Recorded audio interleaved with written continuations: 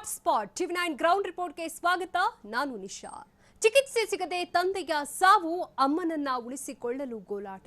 ವೈದ್ಯರ ಹೆದರಿಕೆಗೆ ಬಲಿಯಾದ ಜ್ವರದಿಂದ ಬಳಲುತ್ತಿದ್ದ ಅಮಾಯಕ ಯುವತಿ. ಮಕ್ಕಳ ಮದುವೆ ಚಿಂತೆಯಲ್ಲಿ ತಂದೆಗೆ ಹೃದಯಾಘಾತ, ತೀರದ ಬವಣೆ. ಬದುಕು ಭವಿಷ್ಯಕ್ಕೆ ಹೊಡೆದ ಕೊರೋನಾ ಆಘಾತ ಹೇಗಿದೆ ಗೊತ್ತಾ? ಇದೇ ಈ ಹೊತ್ತಿನ ವಿಶೇಷ corona hot spot TV nine ground report.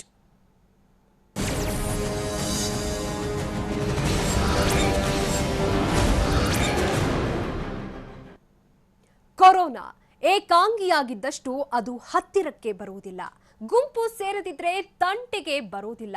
ಇಂಥ ಕೊರೋನಾ ವಿರುದ್ಧ ಈಗ ಇಡೀ ಭಾರತವೇ ಒಗ್ಗಟ್ಟಾಗಿ ಹೋರಾಡ್ತಿದೆ. ಆದರೆ ಇದರ ನಡುವೆ ಬೇರೆ ಬೇರೆ ಕಾಯಿಲೆಗಳಿಂದ ಬಳಲುತ್ತಿರುವವರು ಇನ್ನಿಲ್ಲದ ಸಂಕಷ್ಟ ಎದುರಿಸುತ್ತಿದ್ದಾರೆ. ತಂದೆಗೆ ಸಮರ್ಪಕ ಚಿಕಿತ್ಸೆ ದೊರೆಯದೆ ಆತನನ್ನ ಕಳೆದುಕೊಂಡು ಯುವತಿಯೊಬ್ಬಳು ತನ್ನ ತಾಯಿಯನ್ನಾದರೂ ಉಳಿಸಿ ಅಂತ ಕಣ್ಣೀರು ಹಾಕ್ತಿದ್ದಾಳೆ. ಇದರ ನಡುವೆ ಅಮಾಯಕ ಬಾಲಕಿಯೊಬ್ಬಳು ಚಿಕಿತ್ಸೆ ಸಿಗದೆ ಸಾವನ್ನಪ್ಪಿದ್ದಾಳೆ. ಬಳ್ಳಾರಿ ಡಿಸ್ಟಿಕ್ ನಮ್ಮದು ಅಗ್ರಬೊಮ್ಮನಹಳ್ಳಿ. ಅಲ್ಲಿಂದ ನಾನು ಈ ವಿಡಿಯೋ ಮಾಡ್ತಾ ಇರೋದು. ಸರ್, ನಾನು ಈ ವಿಡಿಯೋ ಮಾಡ್ತಾ ಇರೋದು CM ಸರ್ಗೆ. ಸರ್, ನನಗೆ ನಿಮ್ಮಿಂದ ತುಂಬ ಒಂದು ಸಹಾಯ ಆಗಬೇಕಾಗಿದೆ ಸರ್. ಅದಕ್ಕೆ ನಾನು ಈ ಥರ ವಿಡಿಯೋ ಮಾಡ್ತಾ ಇರೋದು. ನೀವು ತುಂಬ ಜನಗಳಿಗೆಲ್ಲ ಸಹಾಯ ಮಾಡಿದ್ದೀರಾ, ಅದು ನನಗೆ ಗೊತ್ತಿಲ್ಲ ಸರ್. ನಾನು ಕಣ್ಣಿಂದ ನೋಡಿದ್ದೀನಿ, ಕೇಳಿದ್ದೀನಿ. ಇವತ್ತು ನನಗೆ ಈ ಥರ ಪರಿಸ್ಥಿತಿ ಬಂದಿದೆ.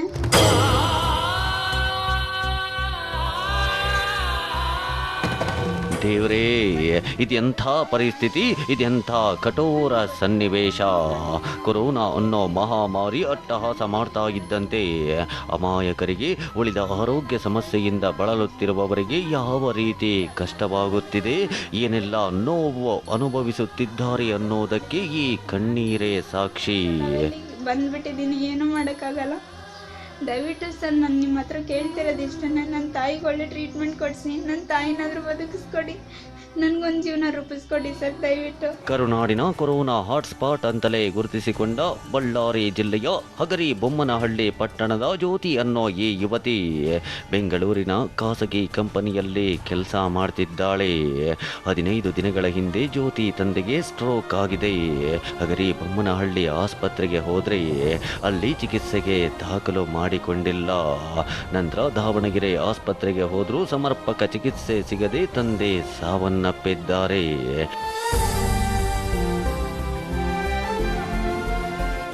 ಇತ್ತ ಮನೆಯಲ್ಲಿದ್ದ ತಾಯಿ ಯಶೋದಮ್ಮನಿಗೂ ಕೂಡ ತೀರದ ಆರೋಗ್ಯ ಸಮಸ್ಯೆ. ಜ್ಯೋತಿಗೆ ಏನು ಮಾಡಬೇಕು ಅನ್ನೋದೇ ಗೊತ್ತಾಗಿಲ್ಲ, ದಿಕ್ಕೇ ತೋಚಿಲ್ಲ. ತಾಯಿಗೇನಾದರೂ ಆದರೆ ಏನು ಕತೆ, ನನ್ನ ಮತ್ತು ತಮ್ಮನ ಪರಿಸ್ಥಿತಿ ಹೇಗೆ ಅಂದುಕೊಂಡವಳಿಗೆ ಎಲ್ಲವೂ ಶೂನ್ಯವಾಗಿದೆ.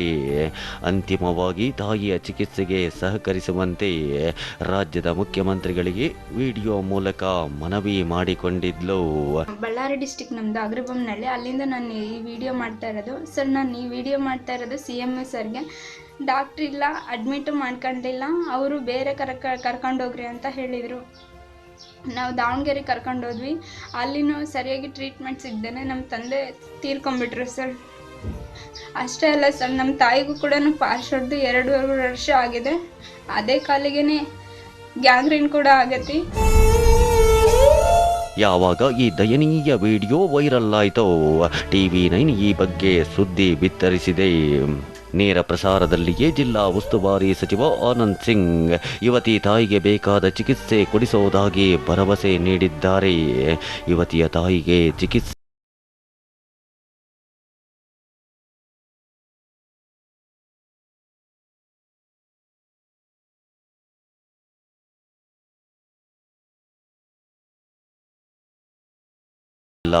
ತಾಯಿಯನ್ನಾದರೂ ಉಳಿಸಿಕೊಳ್ಳುವ ಹಠ ಈ ಯುವತಿಯದ್ದು.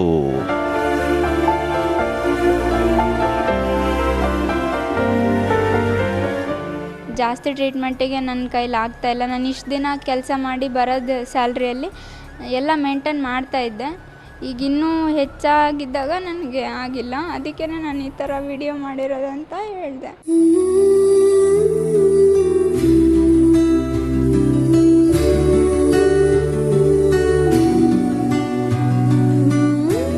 ಈ ವಿಡಿಯೋಯಿಂದ ನಮ್ಮ ತಾಯಿಗೇನೋ ಟ್ರೀಟ್ಮೆಂಟ್ ಎಲ್ಲ ಕೊಡಿಸ್ತಿದ್ದಾರೆ ಸರ್.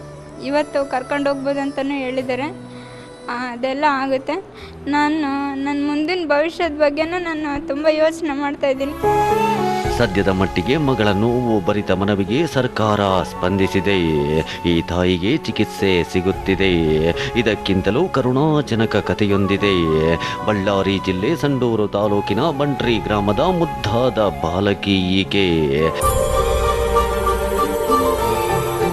ಹೆಸರು ಸ್ನೇಹ. ಕಳೆದ ಮಾರ್ಚ್ 27ರಂದು ಈ ಬಾಲಕಿಗೆ ಜ್ವರ ಕಾಣಿಸಿಕೊಂಡಿದೆ. ಮೊದಲೇ ಕೊರೋನಾ ಭೀತಿ. ತಂದೆ ರವಿಕುಮಾರ್ ಸೀದಾ ಮಗಳನ್ನ ಸಂಡೂರಿನ ಸರ್ಕಾರಿ ಆಸ್ಪತ್ರೆಗೆ ಕರೆದುಕೊಂಡು ಹೋಗಿ ಚಿಕಿತ್ಸೆ ಕೊಡಿಸಿದ್ದಾರೆ. ನಂತರ ವಾಪಸ್ ಗ್ರಾಮಕ್ಕೆ ಬಂದಿದ್ದಾರೆ. ಮರುದಿನ ಮಾರ್ಚ್ 28ರಂದು ಮತ್ತೆ ಬಾಲಕಿಗೆ ತೀವ್ರ ಜ್ವರ ಕಾಣಿಸಿಕೊಂಡಿದೆ.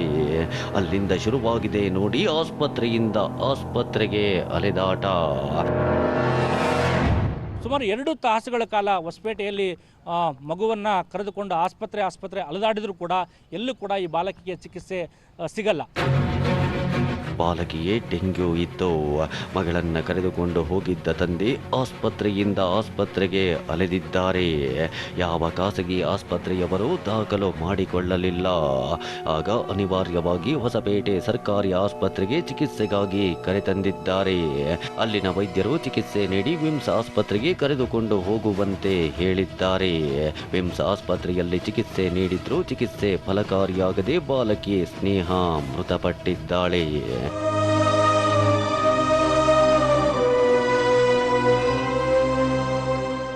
ಮಾರ್ಚ್ 28ರಂದು ರಾತ್ರಿ ಇದೇ ವಿಮ್ಸ್ ಆಸ್ಪತ್ರೆ ಕೂಡ ದಾಖಲು ಮಾಡ್ತಾರೆ. ದಾಖಲು ಮಾಡಿದ ನಂತರ ಇಲ್ಲಿನ ವೈದ್ಯರು ಕೂಡ ಮಾರ್ಚ್ 28ರಂದು ಆ ಒಂದು ಬಾಲಕಿಗೆ ಒಂದು ಚಿಕಿತ್ಸೆಯನ್ನು ಕೂಡ ಕೊಡ್ತಾರೆ.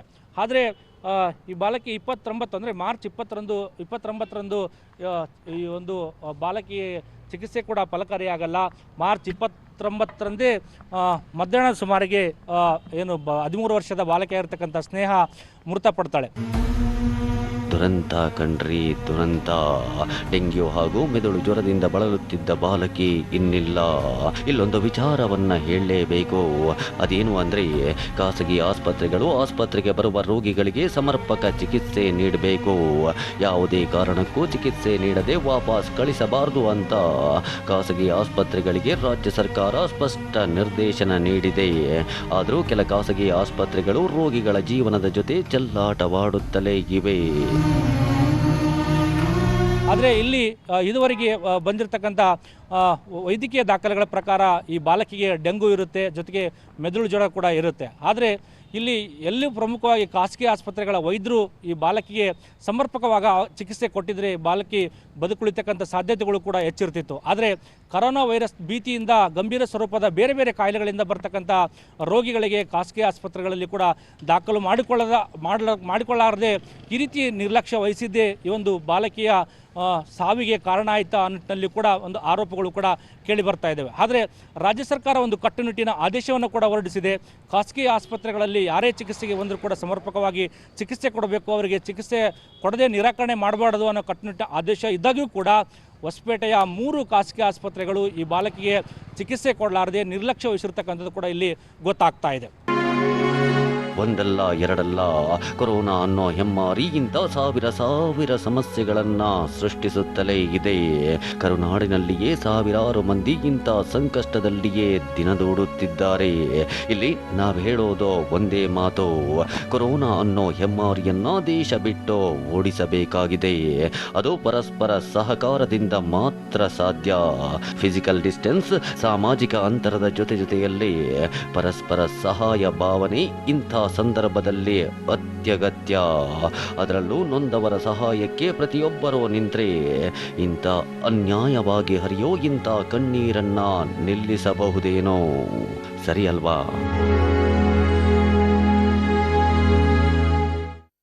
ಕೊರೋನಾ ಅನ್ನೋ ಮಹಾಮಾರಿ ಜಗತ್ತಿನಾದ್ಯಂತ ಅದೆಷ್ಟೋ ಮಂದಿಗೆ ವಕ್ಕರಿಸಿ ಲಕ್ಷಕ್ಕೂ ಹೆಚ್ಚು ಮಂದಿಯನ್ನ ಆಪೋಷಣ ತೆಗೆದುಕೊಳ್ತಿದೆ.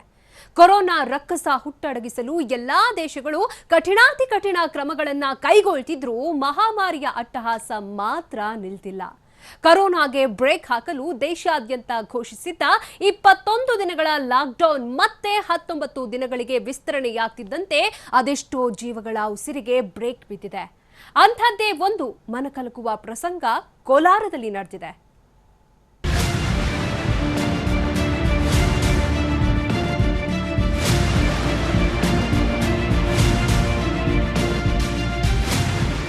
ಕೊರೋನಾ ಅದ್ಯಾವ ಘಳಿಗೆಯಲ್ಲಿ ಈ ಮಹಾಮಾರಿ ವಕ್ಕರಿಸ್ತೋ ಗೊತ್ತಿಲ್ಲ ರೀ.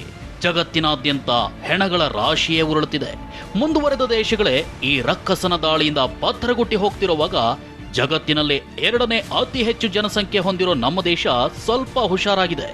ಬೇರೆ ಬೇರೆ ಮುಂದುವರೆದ ದೇಶಗಳಿಗೆ ಹೋಲಿಸಿದ್ರೆ ನಮ್ಮ ದೇಶದ ಪರಿಸ್ಥಿತಿ ತೀರಾ ಅಷ್ಟೇನು ಹದಗೆಟ್ಟಿಲ್ಲ. ಅದಕ್ಕೆ ಕಾರಣ ದೇಶದ ಪ್ರಧಾನಿ ನರೇಂದ್ರ ಮೋದಿ ಅವರು ತೆಗೆದುಕೊಂಡ ದಿಟ್ಟ ನಿರ್ಧಾರ. ಕಳೆದ ಮಾರ್ಚ್ 24ರಂದು ದೇಶಾದ್ಯಂತ ಜಾರಿ ಮಾಡಿದ 21 ದಿನಗಳ ಲಾಕ್ಡೌನ್ ಪರಿಣಾಮ ನಮ್ಮ ದೇಶದಲ್ಲಿ ಕೊರೋನಾ ಪೀಡಿತರ ಸಂಖ್ಯೆ ಕೇವಲ 11,000ದ ಆಸುಪಾಸಿನಲ್ಲಿದೆ. ಒಂದು ವೇಳೆ ಲಾಕ್ಡೌನ್ ಘೋಷಣೆ ಮಾಡದೆ ಹೋಗಿದ್ದಿದ್ರೆ ಇವತ್ತು ಭಾರತ ಕೂಡ ಕೊರೋನಾ ಕಪಿಮುಷ್ಟಿಯಲ್ಲಿ ಸಿಲುಕಿ ಬೇರೆ ದೇಶಗಳಂತೆ ಲಕ್ಷ ಲಕ್ಷ ಮಂದಿಯನ್ನ ಕೊರೋನಾ ಕೂಪಕ್ಕೆ ತಳ್ಳಿದಂತಾಗ್ತಿತ್ತು. ಕೊರೋನಾ ರಕ್ಕಸನಿಗೆ ಬ್ರೇಕ್ ಹಾಕಲು ದೇಶ 21 ದಿನಗಳ ಲಾಕ್ಡೌನ್ಗೊಳಗಾಗಬೇಕಾಯಿತು. ಆದರೆ ಅದರಿಂದ ಜನಜೀವನ ನಿಂತ ನೀರಂತಾಗೋಯ್ತು. ಅದೆಷ್ಟೋ ಬದುಕುಗಳು ಬೀದಿಗೆ ಬಿದ್ದುಬಿಟ್ವು. ಉಳ್ಳವರು ಬಚಾವಾದ್ರೆ ನಿರ್ಗತಿಕರು ಬೀದಿ ಪಾಲಾದ್ರು. ಅದಕ್ಕಾಗಿ ಕೇಂದ್ರ ಸರ್ಕಾರ ಮತ್ತು ರಾಜ್ಯ ಸರ್ಕಾರ ಬಡಬಗ್ಗರ ಮತ್ತು ನಿರ್ಗತಿಕರ ಹೊಟ್ಟೆ ತುಂಬಿಸಲು ಹಲವು ಯೋಜನೆಗಳನ್ನು ಘೋಷಿಸಿದ್ವು. ಹೃದಯ ವಿಶಾಲವಿದ್ದವರು ತಾವಾಗೆ ಮುಂದೆ ಬಂದು ಸಹಾಯ ಹಸ್ತ ಚಾಚಿದ್ರು. ಆದರೂ ಕೊರೋನಾ ಅಟ್ಟಹಾಸ ಮಾತ್ರ ಕಡಿಮೆಯಾಗಲಿಲ್ಲ. ದಿನದಿಂದ ದಿನಕ್ಕೆ ಹೆಚ್ಚಾಗ್ತಾನೆ ಹೋಯ್ತೆ ಹೊರತು ಬೆದರಿ ಬೆಂಡಾಗಲಿಲ್ಲ. ಇದರ ಪರಿಣಾಮವೇ 21 ದಿನಗಳ ಲಾಕ್ಡೌನ್ ಅನ್ನ ಮೇ 3ರವರೆಗೂ ಮತ್ತೆ 19 ದಿನಗಳ ಕಾಲ ಅನಿವಾರ್ಯವಾಗಿ ವಿಸ್ತರಣೆ ಮಾಡಲಾಯಿತು.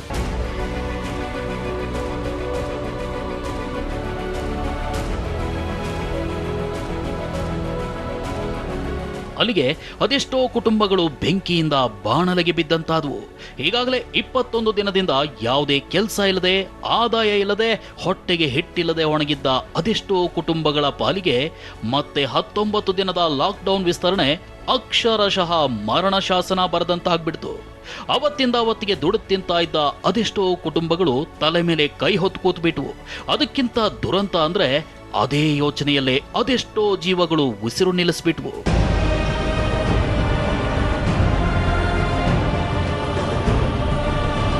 ಆಕಾಶವೇ ಕಳಚಿ ಬೀಳುವಂತೆ ಎದೆ ಒಡೆದುಕೊಂಡು ರೋಧಿಸ್ತಾ ಇದೆ ಈ ಕುಟುಂಬ. ಕಾರಣ ಆ ಬಡ ಕುಟುಂಬಕ್ಕಿದ್ದ ಒಂದೇ ಒಂದು ಆಧಾರ ಸ್ತಂಭವೇ ಉಸಿರು ಚೆಲ್ಲಿ ಮಲಗಿದೆ. ಮನೆ ಯಜಮಾನನ ಕಳೆದುಕೊಂಡವರ ಆಕ್ರಂದನ ಎಷ್ಟೇ ಸಮಾಧಾನ ಮಾಡಿದ್ರೂ ಕೇಳದೆ ರೋಧಿಸ್ತಿರೋ ಹೆಣ್ಣು ಮಕ್ಕಳು. ಇಂಥದೊಂದು ಕರುಣಾಜನಕ ಸ್ಥಿತಿ ಕಂಡು ಬಂದಿದ್ದು ಕೋಲಾರ ಜಿಲ್ಲೆ ಮಾಲೂರು ತಾಲೂಕಿನ ಮಾಸ್ತಿ ಗ್ರಾಮದಲ್ಲಿ.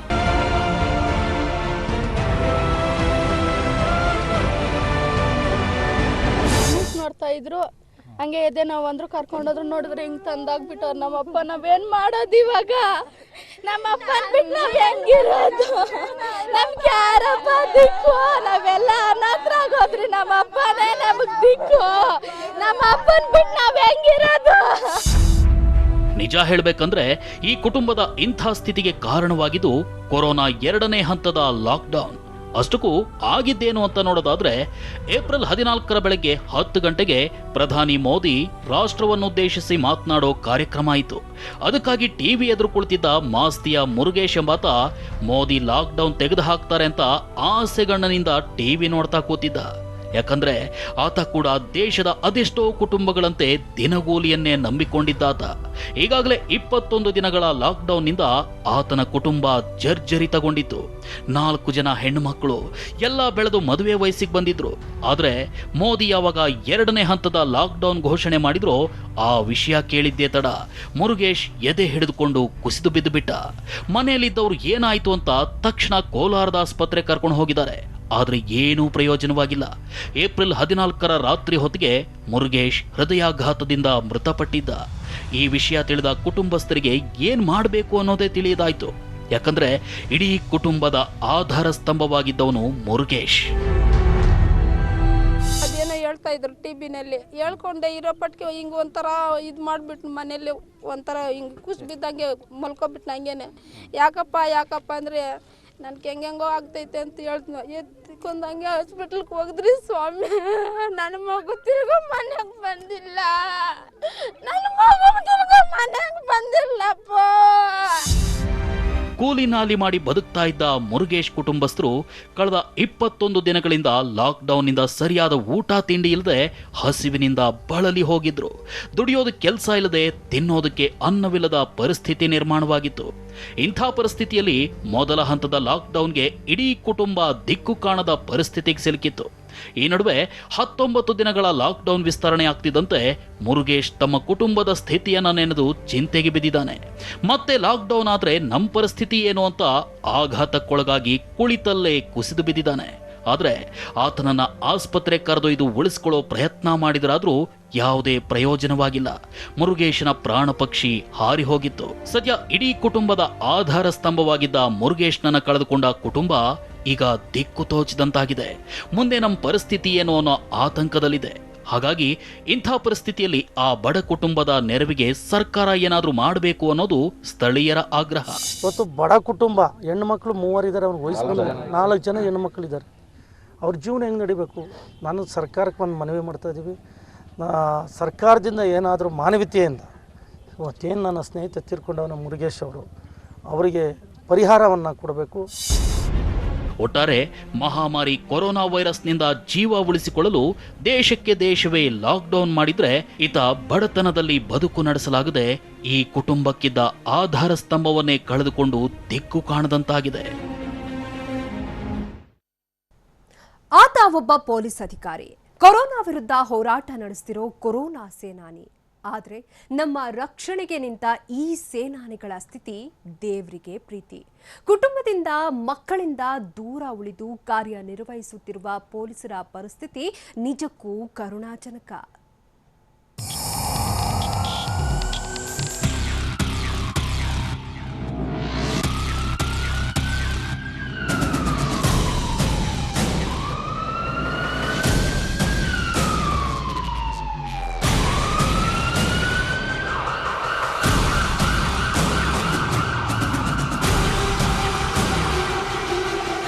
ಹೆಮ್ಮಾರಿ ಕೊರೋನಾ ಜಗತ್ತಿನ ತುಂಬ ಅಟ್ಟಹಾಸ ಮೆರೆತಿದೆ.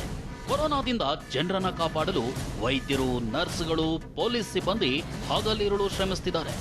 ಕುಟುಂಬ, ಪತ್ನಿ, ಮಕ್ಕಳನ್ನ ಬಿಟ್ಟು ಜನರ ರಕ್ಷಣೆಗಾಗಿ ಪೊಲೀಸರು ಸತತವಾಗಿ ಕಾರ್ಯನಿರ್ವಹಿಸುತ್ತಿದ್ದಾರೆ.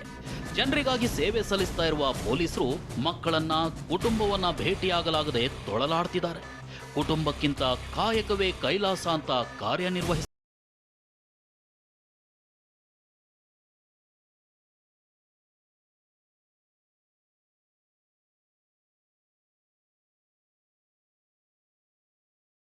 ರಕ್ಕಸನ ಅಟ್ಟಹಾಸದಿಂದ ರಕ್ಷಿಸೋಕೆ ಎಷ್ಟು ಜನ ಜೀವವನ್ನೇ ಪಣಕ್ಕಿಟ್ಟು ಹೋರಾಡ್ತಿದ್ದಾರೆ ಗೊತ್ತಾ? ಅದಕ್ಕೊಂದು ಸಣ್ಣ ಎಕ್ಸಾಂಪಲ್ ತೋರಿಸ್ತೀವಿ ನೋಡಿ. ಅದೇ ಈ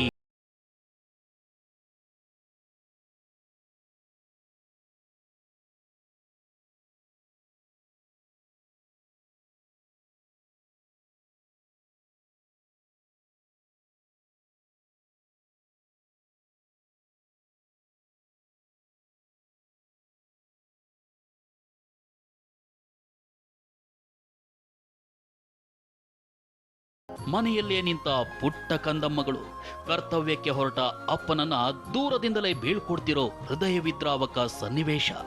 ಅಪ್ಪನನ್ನ ಅಪ್ಪಿಕೊಳ್ಳಲಾಗದ ಸ್ಥಿತಿ, ತನ್ನ ಮಕ್ಕಳನ್ನೇ ಮುದ್ದಿಸಲಾಗದ ಅಪ್ಪನ ಪರಿಸ್ಥಿತಿ. ಈ ದೃಶ್ಯ ನೋಡಿದವರ ಕಣ್ಣಂಚಲ್ಲಿ ನೀರು ತರಿಸದೇ ಇರೋದಿಲ್ಲ.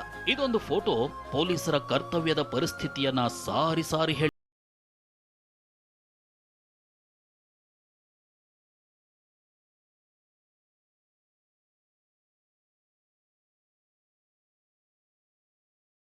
ಈ ಫೋಟೋ ಬೇರೆ ಯಾವುದೋ ರಾಜ್ಯದ ಪೊಲೀಸ್ ಅಧಿಕಾರಿಯದ್ದಲ್ಲ. ನಮ್ಮದೇ ರಾಜ್ಯದ ಮೈಸೂರಿನ ಎನ್ಆರ್ ವಿಭಾಗದ ಎಸಿಪಿ ಶಿವಶಂಕರ್ ಹಾಗೂ ಅವರ ಮಕ್ಕಳಾದ ಪರಿ ಮತ್ತು ಅವನಿಯದ್ದು. ಮೈಸೂರಿನಲ್ಲೂ ಕೊರೋನಾ ರಣಕೇಕೆ ಹಾಕ್ತಿದೆ. ಹೀಗಾಗಿ ಎಸಿಪಿ ಶಿವಶಂಕರ್ ಕೂಡ ಕೊರೋನಾದಿಂದ ಜನರನ್ನ ರಕ್ಷಣೆ ಮಾಡಲು ಹಗಲಿರುಳು ಸೇವೆ ಮಾಡ್ತಿದ್ದಾರೆ. ಹೀಗಾಗಿ ತಮ್ಮ ಮಕ್ಕಳನ್ನ ದೂರದಿಂದಲೇ ನೋಡಿ ಕರ್ತವ್ಯಕ್ಕೆ ತೆರಳುತ್ತಿದ್ದಾರೆ. ಕೊರೋನಾ ವಿರುದ್ಧ ಹೋರಾಡಲು ಅಪ್ಪ ಹೊರಟಿದ್ದಾಗ ಇವರ ಪುಟ್ಟ ಮಕ್ಕಳು ನೋವಿನಲ್ಲಿ ಆಲ್ ದಿ ಬೆಸ್ಟ್ ಹೇಳಿ ಕಳಿಸುವಾಗ ತೆಗೆದ ಫೋಟೋ ಇದು. ವೈರಲ್ ಆದ ಈ ಫೋಟೋ ನೋಡಿ ಕಣ್ಣೀರಾದವರು ಅದೆಷ್ಟೋ ಮಂದಿ. ಈ ಪೊಲೀಸ್ ಅಧಿಕಾರಿಗೆ ದೇಶವನ್ನ ಸಂಕಷ್ಟದಿಂದ ಪಾರು ಮಾಡೋದರ ಜೊತೆಗೆ ಮಕ್ಕಳ ಮೇಲಿನ ಮಮಕಾರ. ಆದರೆ ನಮ್ಮ ಮಕ್ಕಳು ಕೇಳ್ತಾ ಇದ್ರು, ಪಾಪ ನೀನು ಮಾತ್ರ ಹೆಂಗೆ ಹೊರಗಡೆ ಹೋಗ್ತೀಯಾ, ನಿಮಗೇನು ಆಗಲ್ವಾ ಅಂತ ಕೇಳ್ತಾಯಿದ್ರು. ಅವಾಗ ಹೇಳ್ತಾ ಇದ್ದೆ ನಾನು, ಇಲ್ಲ ನಾವೆಲ್ಲ ಹೋಗಲೇಬೇಕಾಗುತ್ತೆ ಆಚೆ, ನಾವು ಕೆಲಸ ಮಾಡಬೇಕು ಮತ್ತು ಜನಗಳಿಗೆ ಯಾರ್ಯಾರು ತೊಂದರೆಯಲ್ಲಿದ್ದಾರೆ ಅವರಿಗೆಲ್ಲ ಸಹಾಯ ಮಾಡಬೇಕಾಗುತ್ತೆ, ಹಾಗಾಗಿ ನಾನು ಹೋಗಲೇಬೇಕು ಹೊರಗಡೆ, ನೀನು ಮಾತ್ರ ಸೇಫಾಗಿರೋ ಮನೇಲಿ ಅಂತ ಹೇಳುವಾಗ ಅವಳು ನನಗೆ ಪ್ರತಿನಿತ್ಯ ಮನೆಯಿಂದ ಆಚೆ ಹೋಗ್ಬೇಕಾದ್ರೆ ವಿಶ್ ಮಾಡಿ ಕಳಿಸ್ತಾ ಇದ್ದಾಗ ಸಂದರ್ಭ ತೆಗೆದಾಕಿ ಫೋಟೋ. ಎಸಿಪಿ ಶಂಕರ್ ಮಾತುಗಳು ನಿಜಕ್ಕೂ ಪೊಲೀಸರ ಪರಿಸ್ಥಿತಿಗೆ ಹಿಡಿದ ಕೈಗನ್ನಡಿ. ಅನಿವಾರ್ಯತೆಯಿಂದ ಮಕ್ಕಳಿಂದ ಕುಟುಂಬದಿಂದ ದೂರ ಉಳಿಯಲೇಬೇಕಾದ ಪರಿಸ್ಥಿತಿ. ಸದ್ಯ ಮೈಸೂರು ಕರ್ನಾಟಕದ ಹಾಟ್ಸ್ಪಾಟ್ಗಳಲ್ಲಿ ಒಂದು. ಹೀಗಾಗಿ ಮೈಸೂರಿನಲ್ಲಿ ಕೊರೋನಾ ಭೀತಿ ಹೆಚ್ಚಾಗ್ತಾ ಇದ್ದಂತೆ ಎಸಿಪಿ ಶಂಕರ್ ಮತ್ತೊಂದು ನಿರ್ಧಾರವನ್ನು ಕೈಗೊಂಡರು. ತಮಗೆ ತಾವೇ ಸೆಲ್ಫ್ ಕ್ವಾರಂಟೈನ್ ಆಗುವ ಮೂಲಕ ಮನೆಯಿಂದ ಮಕ್ಕಳಿಂದ ದೂರ ಉಳಿದ್ರು.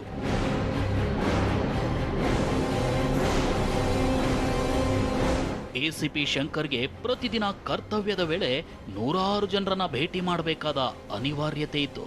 ಸೋಂಕು ಯಾರಿಂದ ಹರಡುತ್ತೆ ಹೇಳೋಕ್ ಸಾಧ್ಯವಿರಲಿಲ್ಲ. ಹೀಗಾಗಿ ಶಿವಶಂಕರ್ ಮುಂಜಾಗ್ರತೆಯಿಂದ ತಮ್ಮನ್ನ ತಾವೇ ಕ್ವಾರಂಟೈನ್ ಮಾಡಿಕೊಂಡ್ರು. ಪ್ರತ್ಯೇಕ ಕೊಠಡಿ ಬಾಡಿಗೆ ಪಡೆದು ಅಲ್ಲೇ ತಮಗೆ ಬೇಕಾದ ಅಗತ್ಯ ವಸ್ತುಗಳನ್ನು ತರಿಸ್ಕೊಂಡು ಅಲ್ಲೇ ಇದ್ದು ಬಿಟ್ರು. ಪ್ರತಿದಿನ ಅಲ್ಲಿಂದಲೇ ಎಸಿಪಿ ಶಂಕರ್ ಕರ್ತವ್ಯಕ್ಕೆ ತೆರಳುತ್ತಿದ್ರು. ಮಕ್ಕಳನ್ನ ನೋಡಬೇಕು ಅನಿಸಿದಾಗ್ಲೆಲ್ಲ ವಿಡಿಯೋ ಕಾಲ್ ಮಾಡಿ ಮಾತನಾಡ್ತಿದ್ರು. ನಾನೀಗ ಆಫೀಸ್ಗೆ ಹೋಗ್ತಾ ಇದ್ದೀನಿ ರೆಡಿಯಾಗಿ. ನಾನು ಕರೋನಾ ಎಲ್ಲ ಹೋದ್ಮೇಲೆ ಬರ್ತೀನಿ, ಆಯ್ತಾ?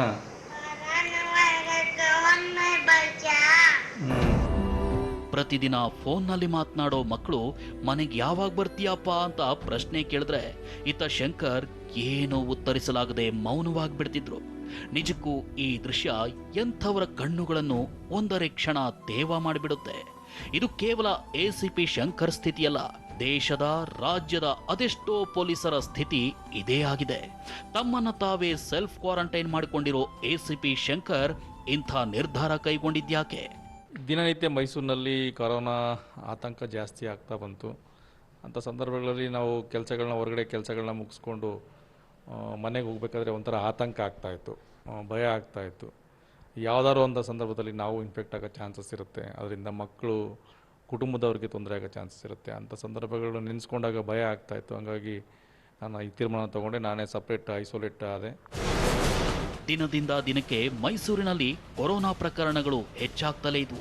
ಹೀಗಾಗಿ ಎಸಿಪಿ ಶಂಕರ್ ತಮ್ಮಿಂದ ಕುಟುಂಬಕ್ಕೆ ತೊಂದರೆ ಆಗೋದು ಬೇಡ ಅಂತ ನಿರ್ಧಾರ ಮಾಡಿ ಸೆಲ್ಫ್ ಕ್ವಾರಂಟೈನ್ ಮಾಡಿಕೊಂಡಿದ್ದಾರೆ. ಕೊರೋನಾ ಎಂಬ ಮಹಾಮಾರಿ ಪೊಲೀಸರನ್ನ ಕುಟುಂಬದಿಂದ ದೂರ ಉಳಿಯುವಂತೆ ಮಾಡಿದೆ. ಇದು ಕೇವಲ ಎಸಿಪಿ ಶಿವಶಂಕರ್ ಅವರ ಒಬ್ಬರ ಕಥೆಯಲ್ಲ, ಕೊರೋನಾ ವಾರಿಯರ್ಸ್ ಆಗಿರುವ ಎಲ್ಲಾ ಪೊಲೀಸರ ಮನೆಯ ಕಥೆ. ಕೊರೋನಾ ಮಹಾಮಾರಿಯ ವಿರುದ್ಧ ಹೋರಾಡ್ತಿರುವ ಪೊಲೀಸರು ನಮಗಾಗಿ, ನಮ್ಮ ಆರೋಗ್ಯಕ್ಕಾಗಿ ಸೇವೆ ಸಲ್ಲಿಸ್ತಿದ್ದಾರೆ. ಅವರ ಹೋರಾಟ ಕೊರೋನಾ ಅನ್ನೋ ಹೆಮ್ಮಾರಿಯ ವಿರುದ್ಧ ಮಾತ್ರ. ಇದನ್ನು ನಾವು ಮನಗಾಣಬೇಕು. ಜವಾಬ್ದಾರಿ ಅರಿತು ಮನೆಯಲ್ಲೇ ಇದ್ದು ಹೆಮ್ಮಾರಿಯ ಅಟ್ಟಹಾಸ ಮಟ್ಟ ಹಾಕಬೇಕು. ಆಗ ಮಾತ್ರ ತಮ್ಮ ಖಾಸಗಿ ಜೀವನ ಮರೆತು ಕಾಣದ ಶತ್ರುವಿನೊಂದಿಗೆ ಹೋರಾಡ್ತಾ ಕರ್ತವ್ಯ ನಿರ್ವಹಿಸ್ತಾ ಇರುವ ಇಂಥ ಆಫೀಸರ್ಗಳ ಕೆಲಸಕ್ಕೆ ಸಾರ್ಥಕತೆ ಸಿಗುತ್ತೆ. ಅದಿನ್ನು 10 ತಿಂಗಳ ಪುಟ್ಟ ಕಂದಮ್ಮ. ಕೊರೋನಾ ಅಂದ್ರೆ ಏನು ಅಂತಲೇ ತಿಳಿಯದ ಆ ಕಂದಮ್ಮನನ್ನ ಕೂಡ ಮಹಾಮಾರಿ ಬಿಡದೆ ಕಾಡಿತ್ತು. ಆದರೆ ವೈದ್ಯರು ಮತ್ತು ಜಿಲ್ಲಾಡಳಿತದ ಸತತ ಪ್ರಯತ್ನದಿಂದ ಇದೀಗ ಮಗು ಸೇಫ್ ಆಗಿದೆ, ಮರಳಿ ತಾಯಿಯ ಮಡಿಲು ಸೇರಿದೆ. ಇದರೊಂದಿಗೆ ಇನ್ನೊಂದು ಆಶಾಕಿರಣ. ವೈದ್ಯರು 70 ವರ್ಷದ ವೃದ್ಧೆಯನ್ನು ಕೊರೋನಾ ಸಾವಿನ ದವಡೆಯಿಂದ ಹೊರಗೆಳೆದಿದ್ದಾರೆ. ಮಂಗಳೂರಿನಲ್ಲಿ ಮಹಾಮಾರಿ ಕೊರೋನಾ ಗೆದ್ದ ಕಂದಮ್ಮ. 10 ತಿಂಗಳ ಮಗುವು ಸೇಫ್, 70ರ ವೃದ್ಧೆಯು ಗುಣಮುಖ. ವಿಶೇಷ ಪ್ರಕರಣಗಳಲ್ಲಿ ಗೆಲುವು ಸಾಧಿಸಿದ ಕೊರೋನಾ ವಾರಿಯರ್ಸ್ ತಂಡ.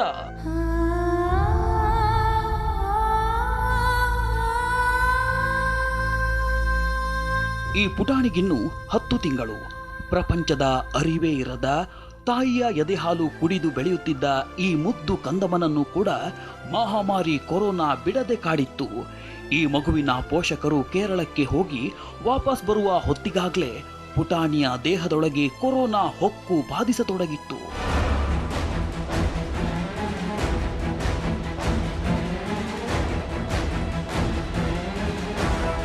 ಮಂಗಳೂರಿನ ಈ ಪುಟ್ಟ ಕಂದಮ್ಮನಿಗೆ ಚಿಕಿತ್ಸೆ ಕೊಡೋದು ವೈದ್ಯರಿಗೂ ದೊಡ್ಡ ಸವಾಲಾಗಿತ್ತು. ಛಲಬಿಡದ ವೈದ್ಯರ ತಂಡ ಈ ಮಗುವಿನ ಚಿಕಿತ್ಸೆಗೆ ಸಾಕಷ್ಟು ಮುಂಜಾಗ್ರತಾ ಕ್ರಮಗಳನ್ನು ವಹಿಸಿ ಹಗಲು ರಾತ್ರಿ ಶ್ರಮಿಸಿದ್ರು ಘನ ಆಹಾರ ಸೇವಿಸದ ತಾಯಿಯ ಎದೆಹಾಲು ಕುಡಿಯುತ್ತಾ ಬೆಳೆಯುತ್ತಿದ್ದ ಈ ಮಗುವನ್ನ ಐಸೋಲೇಷನ್ ಮಾಡುವುದು ಬಹಳ ಸೂಕ್ಷ್ಮ ವಿಚಾರವಾಗಿತ್ತು. ಈ ನಿಟ್ಟಿನಲ್ಲಿ ವೆನ್ಲಾಕ್ ಆಸ್ಪತ್ರೆ ಮತ್ತು KS ಹೆಗಡೆ ಖಾಸಗಿ ಆಸ್ಪತ್ರೆಯ ವೈದ್ಯರು ತುಂಬಾ ನಾಜೂಕಾಗಿ ಚಿಕಿತ್ಸೆ ನೀಡಿ ಮಗುವನ್ನ ಗುಣಪಡಿಸಿದ್ದಾರೆ.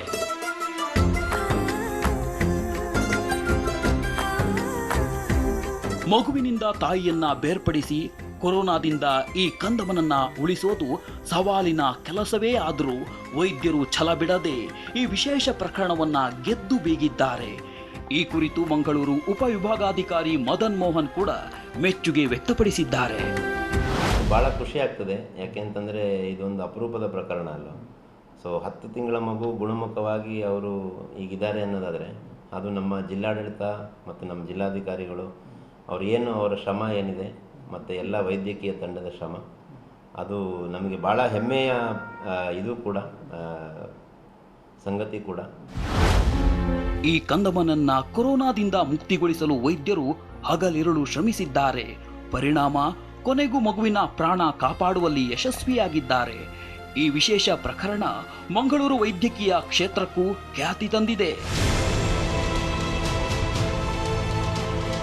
ಈ ಮಗುವಿದ್ದ ಗ್ರಾಮದಲ್ಲಿ ಯಾರಿಗೂ ಕೊರೋನಾ ಹರಡದಿರುವುದು ಸಮಾಧಾನಕರ ಸಂಗತಿಯಾಗಿದ್ದು, ಕೊರೋನಾ ದೃಢಪಟ್ಟ ನಂತರ ಇಡೀ ಗ್ರಾಮವನ್ನೇ ಸಂಪೂರ್ಣ ಸೀಲ್ ಮಾಡಲಾಗಿತ್ತು. ಗ್ರಾಮಸ್ಥರು ಕೂಡ ಉತ್ತಮ ಸಹಕಾರ ನೀಡಿದ್ದರಿಂದ ಜಿಲ್ಲಾಡಳಿತ ಈ ಪ್ರಕರಣದಲ್ಲಿ ಯಶಸ್ವಿ ಕಾಣಲು ಸಾಧ್ಯವಾಗಿದೆ.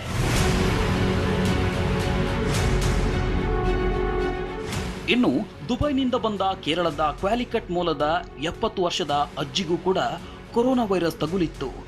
ಮಾರ್ಚ್ 18ರಂದು ಆಸ್ಪತ್ರೆಗೆ ಬಂದ ಅಜ್ಜಿಗೆ ಮಾರ್ಚ್ 24ರಂದು ಕೊರೋನಾ ಪಾಸಿಟಿವ್ ಅನ್ನೋದು ದೃಢಪಟ್ಟಿತ್ತು. ವೃದ್ಧರನ್ನು ಹೆಚ್ಚಾಗಿ ಬಲಿ ಪಡೆಯುವ ಕೊರೋನಾದಿಂದ ಈ ಅಜ್ಜಿಯನ್ನ ರಕ್ಷಿಸೋದು ವೆನ್ಲಾಕ್ ಕೋವಿಡ್ ಆಸ್ಪತ್ರೆಯ ವೈದ್ಯರ ತಂಡಕ್ಕೆ ಸವಾಲಾಗಿತ್ತು. ಈಗ ಅಜ್ಜಿ ಕೂಡ ಗುಣಮುಖವಾಗಿ ಮನೆ ಸೇರಿದ್ದು ಮಂಗಳೂರು ವೈದ್ಯಕೀಯ ಇಲಾಖೆಗೆ ಸಮಾಧಾನ ತಂದಿದೆ.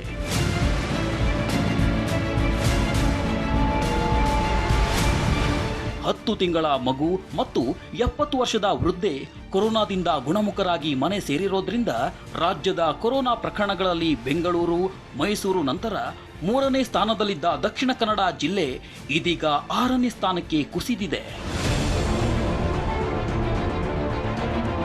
ಮಂಗಳೂರಿನಲ್ಲಿ ಕಂಡುಬಂದ 12 ಪಾಸಿಟಿವ್ ಪ್ರಕರಣಗಳಲ್ಲಿ 9 ಮಂದಿ ಈಗಾಗಲೇ ಗುಣಮುಖರಾಗಿ ಮನೆ ಸೇರಿದ್ದಾರೆ. ಉಳಿದ 4 ಕೂಡ ಚೇತರಿಕೆಯ ಹಾದಿಯಲ್ಲಿದ್ದಾರೆ. ಇದು ಸಮಾಧಾನಕರ ಸಂಗತಿಯಾದರೂ ಕೊರೋನಾ ಮಹಾಮಾರಿ ಬಾಧಿಸದಿರೋದಕ್ಕೆ ಜನರು ಇನ್ನಷ್ಟು ಜಾಗರೂಕರಾಗಿರಬೇಕಾಗಿರೋದು ಅನಿವಾರ್ಯವಾಗಿದೆ. ಜಗದೀಶ್, TV9 ಮಂಗಳೂರು. ಇದು ಈ ಹೊತ್ತಿನ ವಿಶೇಷ.